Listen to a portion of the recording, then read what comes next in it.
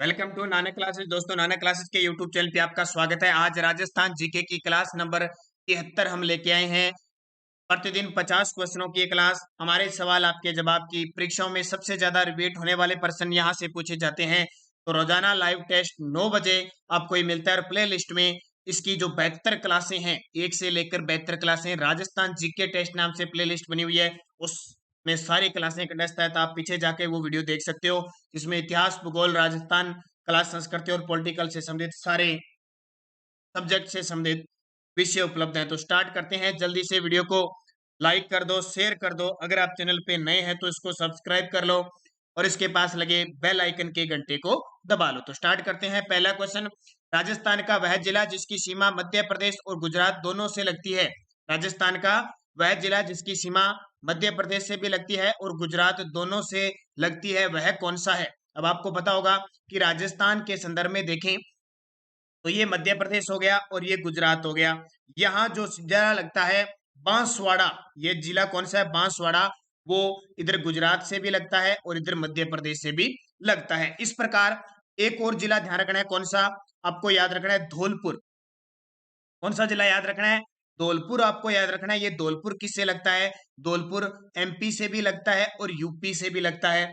इसके अलावा आपको याद रखना है भरतपुर, भरतपुर हरियाणा से भी लगता है और यूपी से भी लगता है। और एक आपको याद रखना है हनुमानगढ़, हनुमानगढ़ हरियाणा से भी लगता है और पंजाब से भी लगता है। और एक हो गया आपका बांसवाड़ा, कौन सा वाड़ा, बांसवाड़ा हो गया, जो किससे लगता है, गुजरात से भी लगता है और एमपी से लगता है। तो राजस्थान के 4 ऐसे जिले हैं, धौलपुर, भरतपुर, हनुमानगढ़ और बांसवाड़ा, जो दो दो राज्यों से लगते हैं। किससे, दो दो राज्यों से।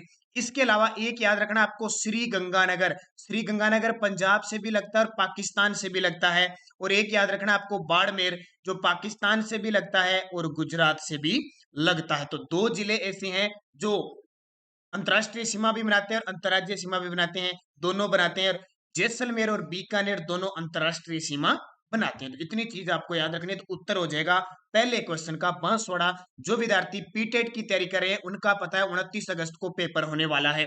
और बीएसटीसी की भी जल्द तारीख आने वाली है।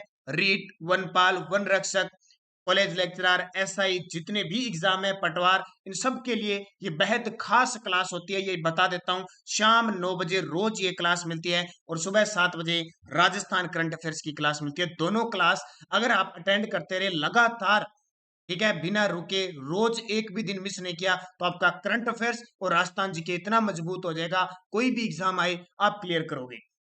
दूसरा, राजस्थान में धूल भरियां आंधियां चलने के लिए आवश्यक दिशा कौन सी है। राजस्थान में खूब धूल भरी आंधी चलती है, खास करके पश्चिमी राजस्थान में तो खूब चलती है, गंगानगर बीकानेर क्षेत्र में। उच्च वार्षिक तापांतर के कारण, शीत ऋतु में उच्च वायुदाब के कारण, सहवैनीय क्रियाओं के कारण, या तिब्बत के पठार पर निम्न दाब वायुदाब दशाओं के कारण। क्या कारण है, तो याद रखना राजस्थान में धूल भरी आंधियां चलने के सहवैनीय किराए हैं, उसके कारण ये चलने का कारण होता है, क्योंकि आपको पता है हवा है वो उच्च दाब से निम्न वायुदाब की तरफ चलता है। जहां आर्द्रता होगी वहां हमेशा, जहां आर्द्रता होगी हमेशा उच्च दाब होगा, और जहां तापमान ज्यादा होगा वह हमेशा निम्न दाब होता है। कोपेन के वर्गीकरण के अनुसार निम्न में से किस जिले में एडब्ल्यू प्रकार की जलवायु नहीं पाई जाती। कोपेन के वर्गीकरण के अनुसार, ये कोपेन बहुत बड़ा नाम है जलवायु के क्षेत्र में। इनका पूरा नाम है डॉक्टर व्लादिमीर कोपेन, जिन्होंने 1918 में राजस्थान को 4 जलवायु खंडों में बांटा था, 4 जलवायु प्रदेशों में बांटा। किसने, कोपेन ने। वो याद रखना, पेपर में यहां से क्वेश्चन पक्का आता है। कौन है, फिर बता देता हूं, व्लादिमीर कोपेन ने राजस्थान की जलवायु को 4 प्रदेशों में बांटा। अब चारों के नाम लिख देता हूं मैं।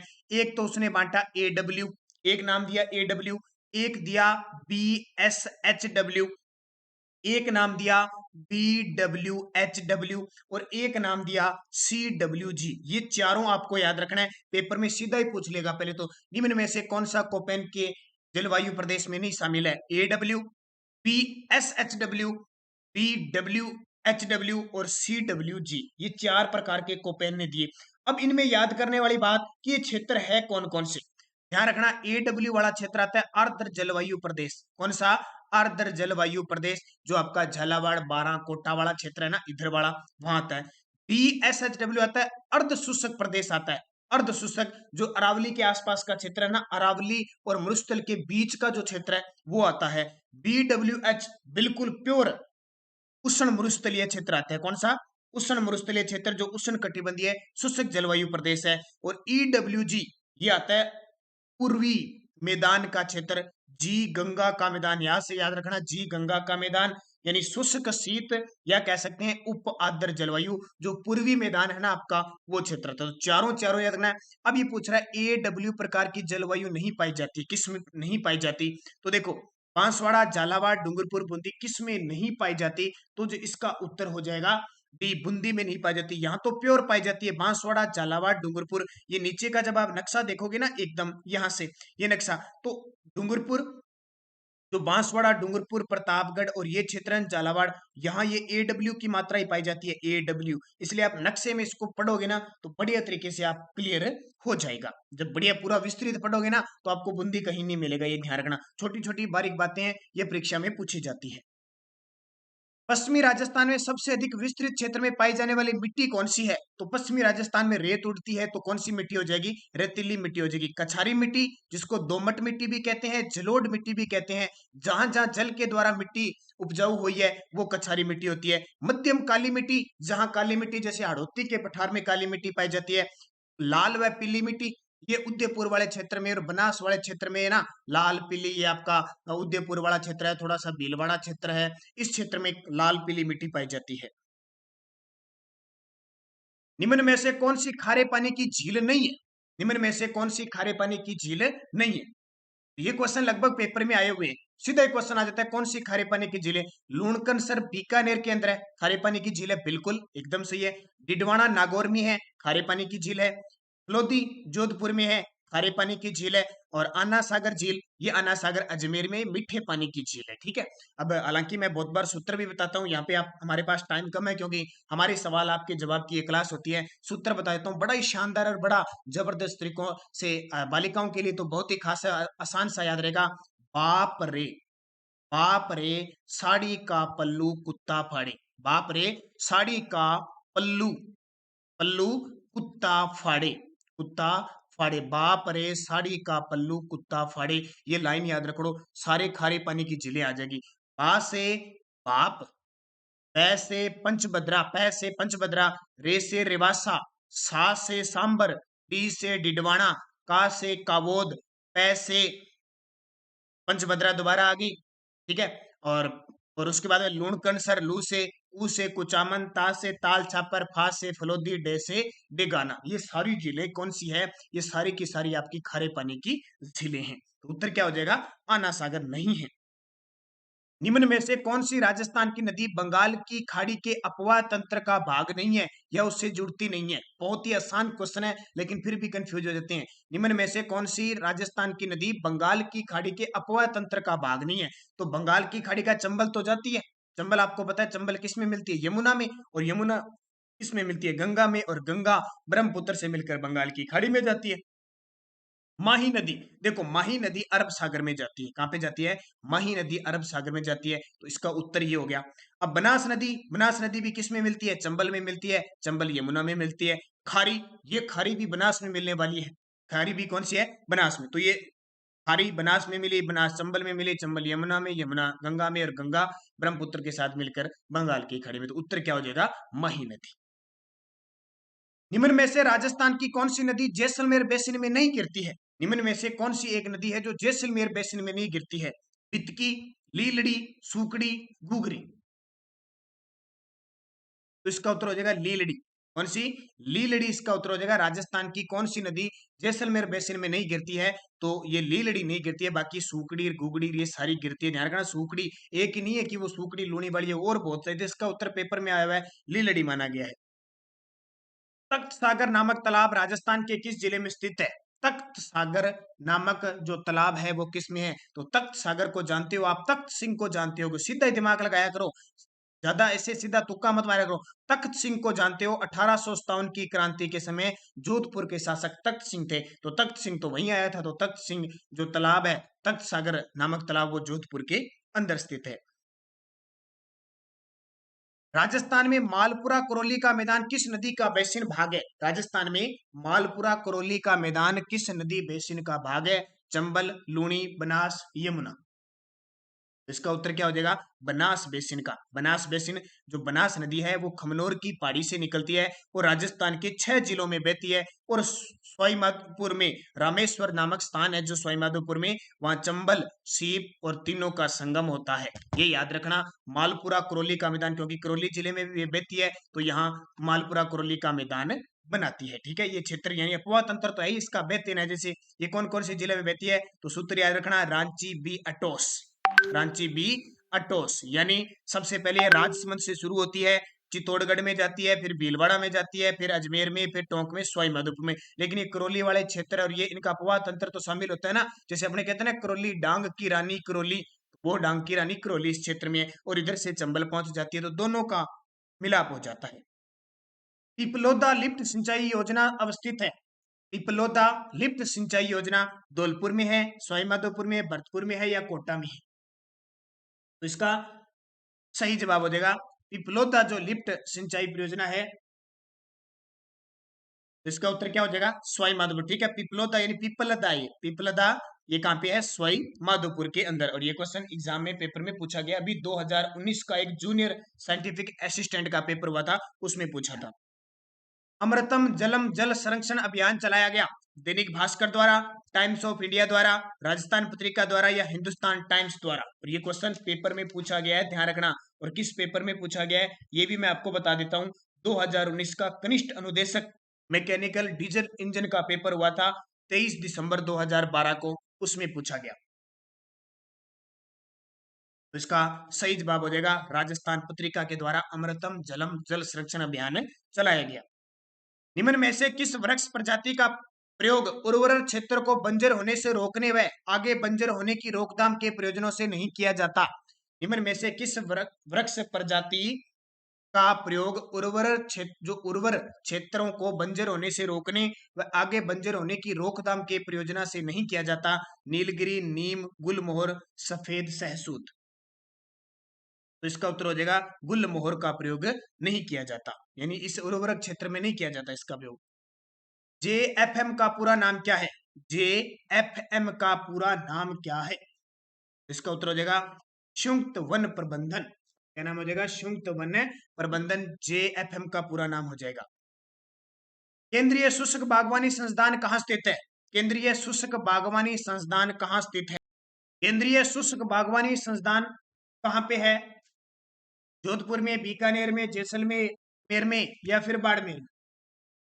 इसका उत्तर हो जाएगा बीकानेर के अंदर स्थित है। प्रवासी पक्षियों के लिए कौन सा राष्ट्रीय उद्यान अंतर्राष्ट्रीय स्तर पर प्रसिद्ध है? प्रवासी पक्षियों के लिए कौन सा राष्ट्रीय उद्यान है वो अंतर्राष्ट्रीय स्तर पर प्रसिद्ध है? तो जाहिर सी बात है, पक्षियों का स्वर्ग जो भरतपुर के अंदर केवलादेव घना पक्षी विहार है, केवलादेव घना पक्षी विहार है, वो राष्ट्रीय उद्यान है, वो अंतर्राष्ट्रीय स्तर पर प्रसिद्ध है, क्योंकि नम भूमि क्षेत्र में इसको शामिल किया गया है। इसके अलावा जो रामसर साइट है उसमें घोषित किया गया है, राष्ट्रीय उद्यान इसको घोषित किया गया है, और यूनेस्को की विश्व विरासत सूची में इसको शामिल किया गया है, इसलिए अंतर्राष्ट्रीय स्तर पर प्रसिद्ध है। सीता माता वन्य जीव अभ्यारण्य में पर्यटकों की एक रुचि का स्थान लखिया बाटा है, उसके आकर्षक का कारण क्या है? सीता माता वन्य जीव अभ्यारण्य में पर्यटकों की रुचि का एक स्थान है लखिया बाटा, उसके आकर्षण का कारण क्या? ये भी राजस्थान पुलिस के अंदर क्वेश्चन आया था। तो इसकी खासियत है ये प्राग ऐतिहासिक काल पत्थर की, प्राग ऐतिहासिक कालीन पत्थर पर नक्काशी की हुई है इस पे, ठीक है, अवशेष मिले हैं। और सीता माता अभ्यारण्य है पे कहां पे? प्रतापगढ़ में। निम्न में से कौन सा अभ्यारण्य राजस्थान के धौलपुर जिले में स्थित नहीं है? निम्न में से कौन सा अभ्यारण्य राजस्थान के धौलपुर जिले में स्थित नहीं है? देखो, रामसागर, केसरबाग, वन विहार, शेरगढ़, कौन सा अभ्यारण्य है वो स्थित नहीं है? तो शेरगढ़ नहीं है। शेरगढ़ दुर्ग जरूर है, लेकिन शेरगढ़ अभ्यारण्य नहीं है। जो शेरगढ़ अभ्यारण्य है वो बारां के अंदर स्थित है, ध्यान रखना। वन विहार, केसरबाग और रामसागर तीनों ये अभ्यारण्य धौलपुर में है। राजस्थान की निम्न में से कौन सी फसल मावठ से लाभान्वित नहीं होती है? राजस्थान की कौन सी फसल है वो मावठ से लाभान्वित नहीं होती है? यानी मावठ जो होती है ना, सर्दियों के अंदर जनवरी महीने में उत्तर पश्चिमी विक्षोभों से, भूमध्य सागरीय चक्रवातों से जो मावठ होती है उससे कौन सी लाभान्वित नहीं होते हैं? आपको पता है जनवरी का महीना होता है तो फसल होती है रबी की फसल, तो रबी की फसल तो प्रभावित होगी, लाभ मिलेगा। तो गेहूं भी रबी की फसल है, चना भी रबी की फसल है और सरसों भी रबी की फसल है, जबकि कपास नहीं है। ये पिछला बीएसटीसी का पेपर हुआ था 2020-21 वाला, उसमें क्वेश्चन पूछा गया था। ये बहुत इंपॉर्टेंट है, याद रखना। अब क्वेश्चन, बीएसटीसी का लेवल होता है 12वीं क्लास पास करने के बाद पेपर दिया जाता है। एग्जामिनर ने सिर्फ इतना ही पूछा, इसमें इसने नहीं पूछा कि रबी की फसल कौन सी है या खरीफ की फसल, उसने कह दिया मावट से लाभान्वित कौन सी है। तो थोड़ा सा अगर दिमाग लगाया तो उसके लिए तो ये सही हो गया। उत्तर क्या हो जाएगा? कपास। कपास खरीफ की फसल है। निम्न में से कौन सी फसल सफेद सोना के नाम से जानी जाती है? सफेद सोने के नाम से जानी जाती है तो वो फसल है कपास। कपास को सफेद सोना कहा जाता है। काली मिट्टी में खास करके, ये काली मिट्टी जिसको रेगुर मिट्टी भी कहा जाता है, वहां पाई जाती है। और कपास सबसे ज्यादा हमारे राजस्थान में गंगानगर हनुमानगढ़ में सबसे ज्यादा होती है। चेपा एक बीमारी है, खरीफ फसलों की है, रबी फसलों की है, बागानी फसलों की है या जायद फसलों की? तो ध्यान रखना, चेपा नामक एक बीमारी रबी की फसलों में होती है। सिंदूरी किसकी किस्म है? सिंदूरी किसकी किस्म है? सिंदूरी किसकी किस्म है? अमरूद की, अनार की, आम की या पपीता की? सिंदूरी। अब हम अमरूद भी खाते हैं, अनार भी खाते हैं, आम भी खाते हैं, पपीता खाते हैं, लेकिन पता नहीं है कौन सी प्रजाति का खाते हैं। बस मिलना चाहिए, फटाफट मिला और खाया। अमरूद आ गया तो अमरूद, एक मिला, दो मिला, अनार बस आने ही चाहिए, प्रजाति से क्या लेना है। लेकिन जब पर्सन आ जाए तो भाई अमरूद, अनार, आम, पपीता सारे इकट्ठे हो जाते हैं और पसीना आ जाता है। तो इसका सही उत्तर हो जाएगा अनार की किस्म है भी, सिंदूरी अनार की किस्म है। गरीब आदमी का संतरा किसे कहते हैं? वाह भी वाह, गजब क्वेश्चन है। गरीब आदमी का संतरा, नाम सुना होगा आपने। गरीब आदमी के जो गरीब की गाय बकरी सुनी है, गरीब का बादाम आपने सुना है, बेर सुना है, लेकिन क्या गरीब आदमी का संतरा भी सुना है? बिल्कुल, गरीब आदमी का जो संतरा होता है वो टमाटर होता है भी। गरीब आदमी का संतरा टमाटर होता है, लेकिन उल्टा होता है लगभग। संतरा तो सस्ता होता है, टमाटर महंगा होता है। ठीक है, अब की कंडीशन, आज आज जाके शाम को, कल जाके बाजार से टमाटर लेके आना, क्या रेट है मुझे कमेंट करके बताना। टमाटर और संतरा तो भाई नहीं है। ठीक है, तो संतरा तो कई बार सस्ता हो जाता है, टमाटर महंगा हो जाता है, लेकिन उल्टी गंगा बहने लगी है, ध्यान रखना। राष्ट्रीय स्तर पर सरसों अनुसंधान केंद्र कहाँ स्थित है? राष्ट्रीय स्तर पर सरसों अनुसंधान केंद्र कहाँ स्थित है? तो पता ही है आपको कहाँ पे है। सेवर भरतपुर के अंदर है। कहाँ पे? सेवर भरतपुर के अंदर है, जिसकी स्थापना 1993 को हुई थी। राष्ट्रीय स्तर का सरसों, और सबसे ज्यादा अभी 2017-18 की जो कृषि रिपोर्ट आई है उसके अनुसार सबसे ज्यादा सरसों भी अलवर भरतपुर के अंदर हुई है। राजस्थान में मारवाड़ी नस्ल की बकरी का प्रजनन व अनुसंधान केंद्र कहाँ स्थित है? राजस्थान में मारवाड़ी नस्ल की बकरी का प्रजनन और अनुसंधान केंद्र कहाँ पे स्थित है? तो इसका उत्तर हो जाएगा टोंक में है। मारवाड़ी बकरी, अब बकरी सारी है, बकरी की जितनी नस्ल है और भेड़ों की नस्ल है उनका सबका प्रजनन केंद्र आपको पता है, अब ईकानगर टोंक में ही है। अब क्वेश्चन उसने क्या दे दिया? मारवाड़ी का। अब सोचते हैं भी मारवाड़ी नस्ल है ना, तो मारवाड़ क्षेत्र में उत्तर लगा दो जोधपुर। ध्यान रखना, आजकल एग्जामिनर इस प्रकार के क्वेश्चन पूछने लगा।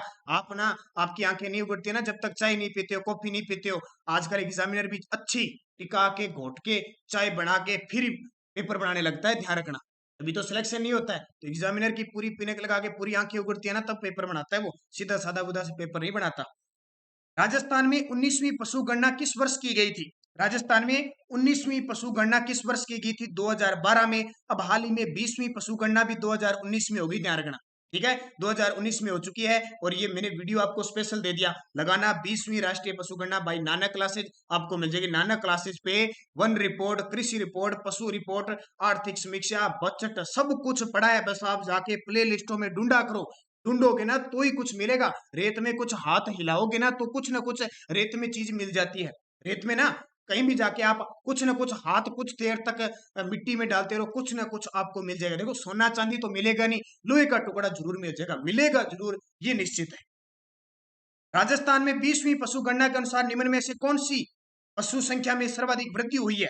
20वीं पशु गणना पूरी देश को कौन सी पशु संख्या में सर्वाधिक है? संख्या में सर्वाधिक है, सबसे ज्यादा 20वीं पशु गणना के अनुसार निम्न में से कौन संख्या में सर्वाधिक है राजस्थान में? तो क्या है? बकरियां सबसे ज्यादा है। राजस्थान, पूरे भारत में सबसे ज्यादा बकरियां अपने राजस्थान में है और सबसे ज्यादा बाड़मेर के अंदर है, ये भी याद रखना, इंपॉर्टेंट क्वेश्चन है। और ऊंटों में तो 74.69% की कमी आई है, फिर भी पूरे भारत में सबसे ज्यादा ऊंट हमारे राजस्थान में है और वो जैसलमेर में, ये भी याद रखना। भेड़ भी बाड़मेर में सबसे ज्यादा है, गाय उदयपुर क्षेत्र में सबसे ज्यादा है। अगला, बारबरी एक नस्ल है बकरी की है, भेड़ की है, गाय की, ऊंट की। देखो ये क्वेश्चन पशुओं में इस प्रकार के आते हैं जो मैं आपको दे रहा हूं। बारबरी नस्ल बकरी की है, बारबरी, बै बारबरी, बै बकरी, बै बारबरी, याद रखना। राजस्थान में गोलिया व हनोतिया में भंडार है। राजस्थान में गोलिया व हनोतिया एक खान है, उसमें किसके भंडार है? तांबे के हैं, चांदी के हैं, टंगस्टन के हैं, मैग्नीज के हैं। याद रखना, तांबे के हैं। किसके हैं? तांबे के। अगला, राजस्थान का कौन सा जिला बेंडोनाइट का मुख्य उत्पादक है? एक ही है, बै से बेंडोनाइट, बै से बाड़मेर। याद रखना, राजस्थान का कौन सा जिला बेंडोनाइट का मुख्य उत्पादक है? तो मुख्य उत्पादक है बाड़मेर। मांडो की पाल किसके उत्पादन के लिए विख्यात है? मांडो की पाल, और पेपर में लगभग क्वेश्चन पूछा जाता है, सीधे ही पूछ लिया जाता है कि मांडो की पाल किसके उत्पादन है? मांडो की पाल डूंगरपुर में है, ध्यान रखना। मांडो की पाल कहाँ पे है? डूंगरपुर में। और ये फ्लोराइट के लिए प्रसिद्ध है, ध्यान रखना, फ्लोराइट, या इसका नाम हो रहा है फ्लोराइट, इस प्रकार नाम आता है। ये कहाँ का प्रसिद्ध है? डूंगरपुर का। निम्न में से कौन सा राजस्थान का तेल क्षेत्र नहीं है? निम्न में से कौन सा राजस्थान का तेल क्षेत्र नहीं है? ऐश्वर्या, मंगला, गंगा, सरस्वती। तो ऐश्वर्या भी है, मंगला भी है, और सरस्वती भी है। गंगा कोई कुआं नहीं है। और ये सारे ऐश्वर्या, मंगला, सरस्वती बाड़मेर क्षेत्र में है। राजस्थान का नाभिकीय बिजली संयंत्र कहाँ स्थित है? राजस्थान का नाभिकीय बिजली संयंत्र कहाँ स्थित है? तो इसका उत्तर क्या हो जाएगा? रावतबाटा। नाभिकीय यानी परमाणु बिजली उत्पादित संयंत्र कहां पे है? रावतबाटा, चित्तौड़गढ़ में, चंबल नदी के किनारे जो चुलिया जलप्रपात है वहां स्थित है। राजस्थान सौर ऊर्जा नीति कब जारी की गई? राजस्थान सौर ऊर्जा नीति कब जारी की? अब देखो, नहीं तो 2019 में जारी की गई, उससे पहले कब जारी की गई? जितनी भी सौर ऊर्जा जारी की गई है ना, क्वेश्चन कहीं से भी पूछा जा सकता है, ये नहीं कि नवीन से पूछा जा सकता है। याद रखना, कब जारी की गई? 8 अक्टूबर 2014 को जारी की गई, जो 2015 में लागू हुई। राजस्थान में गैस आधारित थर्मल पावर स्टेशन कहां पर स्थित है? आज ज्योग्राफी के क्वेश्चन है सारे। राजस्थान में गैस आधारित थर्मल पावर स्टेशन कहां पर स्थित है? उत्तर हो जाएगा धौलपुर। कौन सा कौन से शहर में मसूरिया मलमल नामक महीन मलमल के लिए प्रसिद्ध है? कौन सा शहर मसूरिया मलमल यानी नामक महीन मलमल के लिए प्रसिद्ध है? तो कौन सा प्रसिद्ध है? इसका उत्तर हो जाएगा कोटा। कौन सा? कोटा। अगला, मोती भारत किस जिले की पारंपरिक कटाई का नाम है? मोती भारत किस जिले की पारंपरिक कटाई का नाम है? तो इसको याद रखना, जालोर का। मोती भारत किस जिले की पारंपरिक जो कटाई की जाती है उसका नाम है जालोर। देखो 50 क्वेश्चन आपको मिलते हैं 30 मिनट के अंदर अंदर। हमारे सवाल आपके जवाब की एक क्लास होती है रोज शाम 9 बजे और सुबह 7 बजे राजस्थान करंट अफेयर्स की क्लास होती है। टेलीग्राम ज्वाइन कीजिए हमारा, टेलीग्राम पे Nanak classes Rajasthan current affairs नाम से टेलीग्राम है, वीडियो की डिस्क्रिप्शन में लिंक है, वहां आप जरूर ज्वाइन कीजिए ताकि आपको इसका ये 50 क्वेश्चनों का पीडीएफ मिल जाए। उत्तर नहीं मिलेगा दोबारा रिवीजन करने का, फिर आप वीडियो देखिए और कोई भी लिंक, कोई सूचना प्राप्त हो जाती है। इसके अलावा आपको बताया कि राजस्थान करंट अफेयर्स की लास्ट 6 मंथ की जनवरी से जून 2021 की बुक तैयार हो चुकी है 1000 प्लस मुख्य तथ्य सहित। ये प्राप्त करने के लिए 8094496272 पे संपर्क कीजिए। इस नंबर पे फोन पे, गूगल पे, पेटीएम की व्यवस्था है। इस नंबर पे आप 100 रुपए पे कीजिए और इसी नंबर पे व्हाट्सएप के माध्यम से ये पीडीएफ प्राप्त कीजिए। इसकी खासियत देखो, इस पीडीएफ में आपको 2020 का भी डाटा पूरा मिलेगा, 21 का तो मिलेगा ही, 2020 का भी मिलेगा, कोई 2019 का लेना चाहता है वो भी मिलेगा। इसके अलावा योजना, पुरस्कार, खेल, कौन क्या, बजट, आर्थिक समीक्षा सारी आपको 100 रुपए में उपलब्ध होगी। तो इस नंबर पे फोन पे, गूगल पे, पेटीएम कीजिए और इसी नंबर पे व्हाट्सएप से पीडीएफ प्राप्त कीजिए और ये वीडियो देखिए जनवरी से जून 2021 का। जिसने नहीं देखा भाई जरूर जरूर देखें, इतनी मेहनत से, इतना जबरदस्त तरीके से 2 घंटे की महान मैराथन क्लास मुख्य तथ्य के साथ बनाई है, जरूर देख लेना। ताजा है, अभी 5-10 दिन पहले ही आपके लिए स्पेशल तैयार की गई है। राजस्थान में मीनाकारी थेवा कला के लिए कौन सा स्थान प्रसिद्ध है? राजस्थान में मीनाकारी के लिए और थेवा कला के लिए कौन सा स्थान प्रसिद्ध है? देखो मीनाकारी के लिए तो जयपुर प्रसिद्ध है और थेवा कला के लिए प्रतापगढ़ प्रसिद्ध है। यहाँ थेवा कला की बात हो रही है, मीनाकारी भी बात हो रही है, लेकिन उत्तर यहाँ पे क्या आ जाएगा? प्रतापगढ़।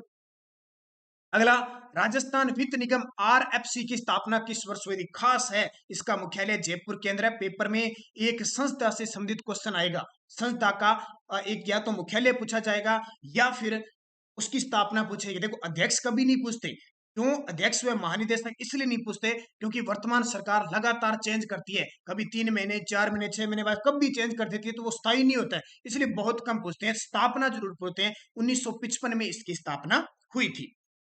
सार्वजनिक सार्वजनिक की विभिन्न वित्तीय संगठनों जैसे रिको, आरएफसी, राजसिको इत्यादि द्वारा संकलित औद्योगिक संभावनाओं के आधार पर ए श्रेणी में राजस्थान के कौन से जिले सम्मिलित किए गए हैं?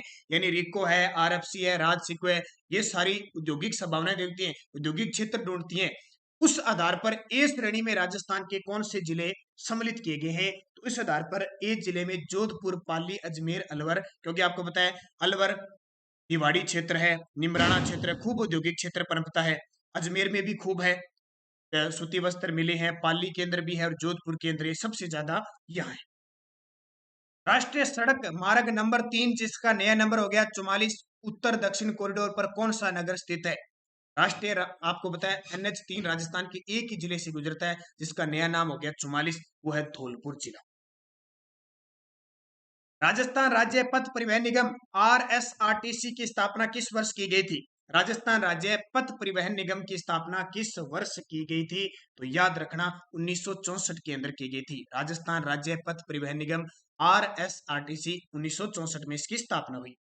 राजस्थान किस ऐतिहासिक धरोहर को यूनेस्को की वर्ल्ड हेरिटेज सूची में शामिल किया गया?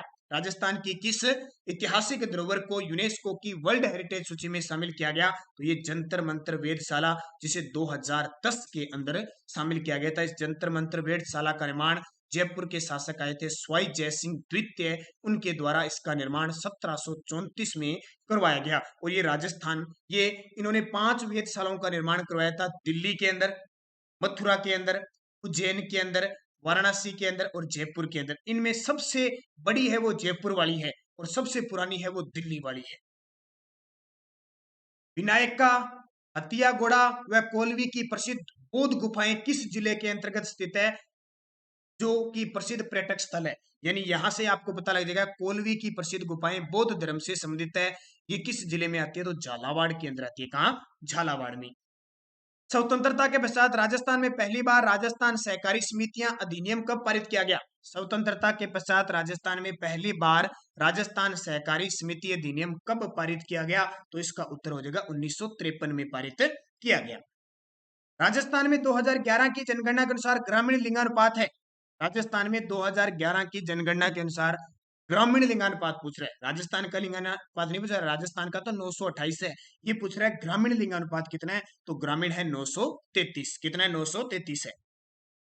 2011 की जनगणना के अनुसार निम्न में से जिलों के समूह में सबसे कम महिला साक्षरता है। इसमें से युग्म बताना है, सबसे कम महिला साक्षरता वाला युग्म बनाना है 2011 की जनगणना के अनुसार। तो जालोर, सिरोही, जैसलमेर। देखो जनगणना से पेपर में पक्का ही आता है, 2011 की जनगणना से प्रश्न आपका आएगा निश्चित तौर पे। ध्यान रखना, जहां जहां जिस जिसके सिलेबस में है ना, उसके एक आधा तो आएगा किसी भी प्रकार से। वो क्वेश्चन सरल पूछ ले, डीपली पूछ ले। मुख्यमंत्री राजश्री योजना के अंतर्गत बेटियों को कितनी राशि दी जाती है? मुख्यमंत्री राजश्री योजना के अंतर्गत बेटियों को टोटल 50,000 की राशि दी जाती है। कितनी? 50,000 की। ये 50 है, ठीक है। 50,000 की राशि दी जाती है। कक्षा 12 तक जो वो पढ़ लेती है तो टोटल 50,000 की राशि दी जाती है। कस्तूरबा गांधी विद्यालय बालिका विद्यालय प्रदान करता है उच्च शिक्षा, उच्च प्राथमिक शिक्षा, माध्यमिक शिक्षा या फिर उच्च माध्यमिक शिक्षा। कस्तूरबा गांधी बालिका जो विद्यालय है ना, उसमें किस प्रकार की शिक्षा दी जाती है? तो उच्च प्राथमिक शिक्षा दी जाती है। आज का 49 नंबर क्वेश्चन, राष्ट्रीय उपभोक्ता आयोग में कुल कितने सदस्य होते हैं? राष्ट्रीय उपभोक्ता आयोग में कुल कितने सदस्य होते हैं? तो एक अध्यक्ष और 4 सदस्य होते हैं। कितने? एक अध्यक्ष और 4 सदस्य। आज का अंतिम क्वेश्चन, राजस्थान में भामाशाह योजना कब लागू की गई? राजस्थान में भामाशाह योजना कब लागू की गई थी? तो राजस्थान में भामाशाह योजना 2008 से शुरू की गई थी। अब ये भामाशाह योजना की जगह जन आधार कार्ड शुरू हो चुका है। योजना की बात है, 2008 से शुरू हुए। तो 50 क्वेश्चन आपके ये दिए आपके, और स्पेशल आज ज्योग्राफी से संबंधित ही क्वेश्चन थे, तो मैंने आपको बढ़िया तरीके से दे दिए। हर रोज आपको शाम 9 बजे की क्लास में मिलते हैं और सुबह 7 बजे करंट अफेयर्स की क्लास। लेकिन एक दुख भरी घटना ये बात ये रोज आती है कि जितने विद्यार्थी आप देखते हो उतने लाइक नहीं हो पाते हैं। एक बड़ी विडंबना की बात है, बड़े दुख की बात यह है कि जितने विद्यार्थी देखते हैं भाई वो लाइक नहीं कर सकते, बहुत बड़ी बात है। सारा दिन आप मोबाइल चलाते हो, आपका तो कोई टच सिर्फ टच ही करना है, लाइक करना है। लेकिन ये बड़ी विडंबना में बात कह सकते हो, बड़ा दुख मुझे होता है कि इतने आपको लगातार वीडियो दिए जा रहे हैं, आपकी मांग के अनुसार वीडियो दिया जा रहा है, इतनी कोशिश की जा रही है आपके लिए स्पेशल हर चीज छोड़कर, आपको कितना ही कोई काम हो फिर भी वीडियो दिया जाता है। लेकिन इतनी बड़ी बात की लाइक तक नहीं पहुंच पाते, आप लाइक का बटन नहीं दबा सकते।